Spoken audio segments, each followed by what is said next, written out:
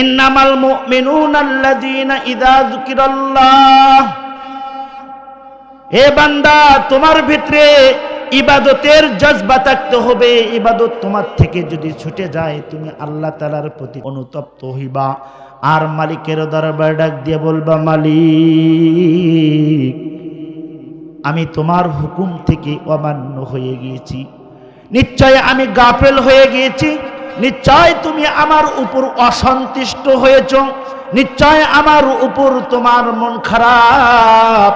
ও রব্বে করিম আল্লাহ, আমার থেকে যেন কোনো সময়ের জন্য ইবাদত না ছুইটা যায়, আমার থেকে কখনো কোনো সময়ের জন্য গুনাহ কাজ যেন না হয়। এই বইলা বইলা বান্দা আল্লাহ তাআলার ইবাদত করবি। আব্দুল্লাহ ইবনে মুবারক রহমতুল্লাহি আলাইহির একটি ঘটনা। আব্দুল্লাহ ইবনে মুবারক অনেক বড় মাফের একজন বুজুর্গ ব্যক্তি ছিল। তার ইলম কালামের ভিতরে অনেক ইলম ছিল তার। এই আব্দুল্লাহ ইবনে মুবারক তার সচ্ছলতা ছিল, দুনিয়াবি সমস্ত সম্পদ অনেক ছিল। এই আব্দুল্লাহ ইবনে মুবারক দিনে রাতে আল্লাহ তাআলার ইবাদত করত। তার বাড়ির পাশে একটি কামার ছিল, লোহা পিটাইত। এই কামার তার মনের ভিতরে, আপনাদেরকে আমি বোঝানোর জন্য আফসোস কেমন করে করতে হয়, ইবাদত যদি আমার থেকে ছুটে যায় এরকম করে আপনাকে আমাকে আফসোস করতে হবে, সেটা খেয়াল করতে হবে ওই কামারের দিকে। এই কামার আল্লাহ রাব্বুল আলামিন তাকে এরকম সচ্ছলতা দান করে নাই। আব্দুল্লাহ ইবনে মুবারককে সমস্ত ধরনের সচ্ছলতা তাকে দান করেছে। এই আব্দুল্লাহ ইবনে মুবারকের বাড়ির পাশে যে কামার আছে, সেই কামার আল্লাহ রাব্বুল আলামিনের রিজিক অন্বেষণ করার জন্য, জীবিকা হালাল রুজি করার জন্য সে এরকম দৈনন্দিন সে লোহা পিটাইতো আর জীবিকা অর্জন করত। আব্দুল্লাহ ইবনে মুবারক রাত্রি বেলায় তার ছাদের উপর উইঠা ইশার নামাজ পড়ার পর মালিকের দরবারে এরকম হাজিরা দিত যে 5 ওয়াক্ত নামাজ পড়ার পর আবার তাহাজ্জুদের জন্য সে দাঁড়ায়া যাইত। এই দৃশ্য গরমের দিন বাড়ির ছাদের উপর এই আব্দুল্লাহ ইবনে মুবারক সুন্দরভাবে ইবাদত করতেছিল। এই কামার দিনের বেলায় গরমের কারণে সে লোহা পিটাইতে পারত না, আগুনের সামনে বসতে পারত না। এই কামার সে রাত্রিবেলা বেছে নিয়েছি যে রাত্রিবেলা ঠান্ডা থাকে, আমি রাত্রিবেলা আমি রাত জেগে জেগে আমি দা খন্তি এগুলো আমি বানাবো, দিনের বেলায় এই সমস্ত জিনিসগুলো আমি বিক্রি করব। এই আব্দুল্লাহ ইবনে মুবারককে ছাদের উপর যখন নামাজ পড়তে দেখত, এই কামার আগুনের ভিতরে সীসা যখন টান দিত, আগুনের সীসা উপর দিকে যখন ভাসত, আর সে কুড়াল হাতুর যখন সে মাথার উপর উঠত তোলার পর মাথা যখন আলোক হয়ে যাইত, তার দৃষ্টি চলে যাইত আব্দুল্লাহ ইবনে মুবারকের দিকে। এই আব্দুল্লাহ ইবনে মুবারককে এরকম করে ইবাদত, সারা রাত জেগে জেগে সে ইবাদত করতেছিল। এই অবস্থা দেখে এই কামার বলতেছিল, আয় রব্বে করিম আল্লাহ, আব্দুল্লাহ ইবনে মুবারককে তুমি সচ্ছলতা দান করেছো, সে সর্ব অবস্থায় তোমার পায়ে সেজদা দিচ্ছি। আমি কামারকে যদি তুমি সচ্ছলতা দিতে আল্লাহ, আমি কখনো তোমার পা ছাড়া অন্য দিকে যাইতাম না। এই আব্দুল্লাহ ইবনে মুবারকের নামাজ দেখা সে এরকম হাতুড়ি যখন মাথার উপর তুলতো আর বলতো, আয় রব্বে করিম আল্লাহ, কাউকে তুমি রাখছো ছাদের উপর তোমার পায়ে সেজদা দেওয়ার জন্য, আর কাউকে রাখছো তুমি আগুনের ফারে বসারে। ও আল্লাহ, তুমি যদি আমাকে সচ্ছলতা দান করো, আমু আব্দুল্লাহ ইবনে মুবারকের মতন আমি 5 ওয়াক্ত নামাজ পড়বো আর তাহাজ্জুদ করব।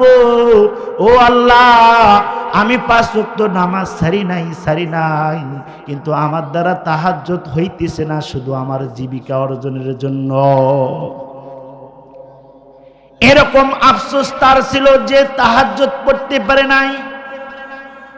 এরকম মাথার উপর সে হাতুড়ি যখন তুলত আর সে চিন্তা করত, আয় আল্লাহ, তুমি যদি আমাকে রিজিকের সচ্ছলতা দান করো তাহলে আমি এই লোহা পিটানি বাদ দিয়া আমি এরকম ইবাদত করব, আমি এরকম ইবাদত করব। তাদের ভিতরে এরকম জজবা ছিল। আমরা যারা আছি তারা কেন একটু সময় পেলে 4 স্টারে দৌড়ি, কানে আমাদের আল্লাহ তাআলার আজানের ধ্বনি আসে। কত দাড়ি পাকনাওয়ালা ব্যক্তি মসজিদের সামন দিয়া গা ঘেঁষতে চলে যায়, আর তাই সেই 4 স্টলে যায় বলে, আমাকে একটি লাল চা দাও, আমাকে একটি বিস্কিট দাও। ওই ব্যক্তির সামন দিয়া সেই মসজিদের সামন দিয়ে চলে গেল। আল্লাহর হুকুম তার কাছে বড় হলো না, 4 স্টলে সে চলে গেল। ওই ব্যক্তির ভিতরে কোনো অনুভব নাই, অনুকরণ নাই। আল্লাহ তাআলার হুকুমকে সে কখনো কোনো সময়ের জন্য বড় মনে করে নাই।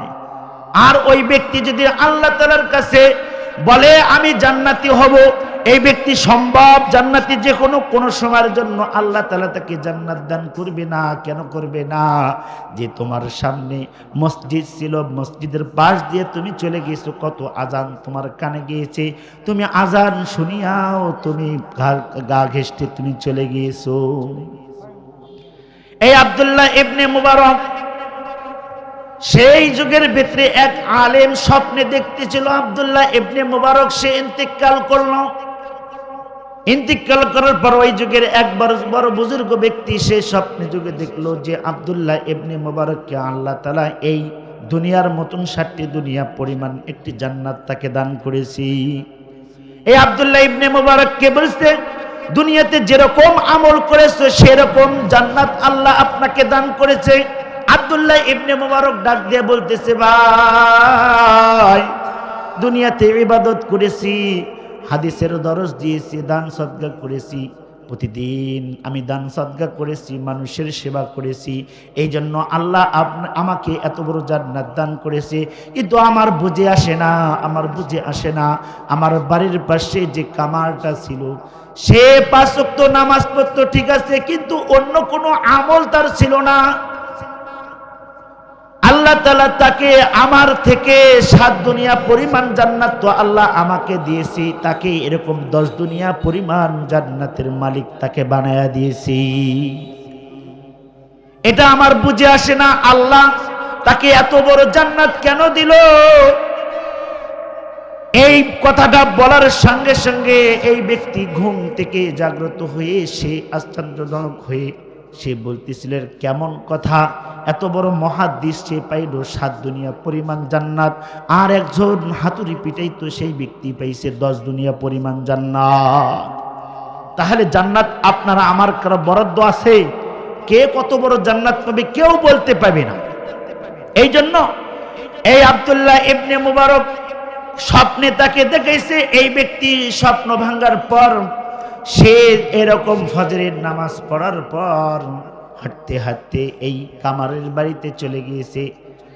কামারের বাড়িতে যাইয়া তার দরজাতে যখন লক করছে, লক করে বলতেছে, কে আসো বোন, বাড়ির ভিতরে কে আসো?